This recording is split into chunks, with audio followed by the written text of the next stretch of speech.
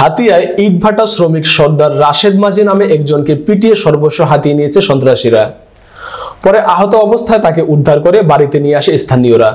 রোববার বিকেলে ঘটনাটি ঘটে উপজেলার চর ঈশ্বর ইউনিয়ন ২ নং ওয়ার্ডের নার্গিস মিয়ার দোকানের পাশে। এই ঘটনায় আহত রাশেদ মাঝি একই এলাকার শফিউল আলমের ছেলে। সে পেশায় ইটভাটা শ্রমিক সর্দার। রাশেদ জানায়, সে উপজেলা সদরের ব্যাংক থেকে টাকা উত্তোলন করে আফাজিয়া বাড়ি ফিরছিলেন। এ সময় একজন তাকে মোবাইল করে ঘটনাস্থলে যেতে বলেন। সে ঘটনাস্থলে পৌঁছার সাথে সাথে কবির মিস্ত্রি, পারভেজ সহ 7 থেকে 8 জন একটি গ্রুপ তার উপর হামলা করে। তারা তাকে পিটিয়ে তার বুকের উপর পাড়া দিয়ে মেরে ফেলার চেষ্টা করে। তার সাথে থাকা নগদ অর্থ সহ সব লুটে নেয়। পরে তার সাথে থাকা আক্তার নামে একজন চিৎকার করলে স্থানীয়রা তাকে উদ্ধার করে। রাশেদ আরো জানায়, সে ইটভাটা শ্রমিক নেওয়ার জন্য গ্রামে অনেক লোককে অগ্রিম টাকা দেয়।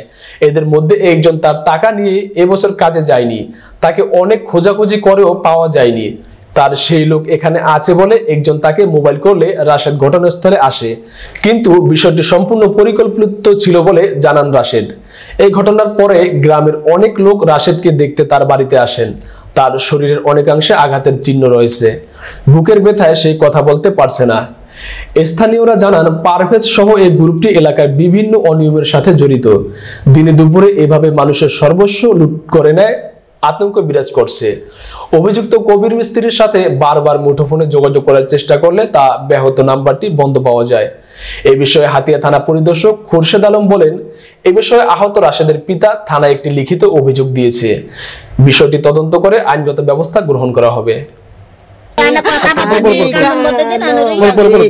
আমার ওলারে শত্রুতা আমি করি রে, জাগাই জাগাই রে, আমার কোম্পানি রে, আমার ওলালা পাগল পাগল হয়ে গেছে রে, ওই বাদিরা রে আমার এই বনার কেনে আঘাত দিল রে,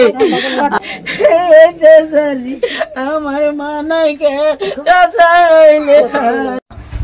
আমাদের এলাকা, আমি আজ 17 বছর এই এলাকাতে আইছি। আমার বাড়ি, অরিজিনাল বাড়ি হলো বাংলা বাজার।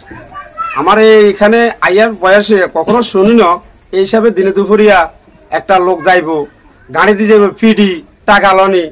এটা আমার জীবন, আমার বয়স শুনি না, আমার বাবার বয়স আর বাবা শুনে না।